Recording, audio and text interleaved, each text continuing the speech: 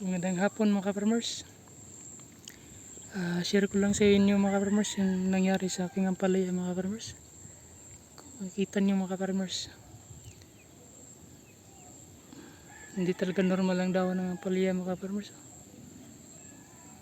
Hindi ko alam mga ka-farmers kung anong gamot ito o makaka-survive pa ba ito mga ka-farmers o makaka-recover pa ba ito.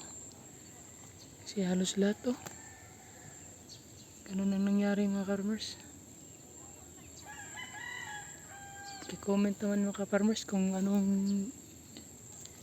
gamot na ibibigay dito mga ka-farmers o dapat na ba itong bunutin.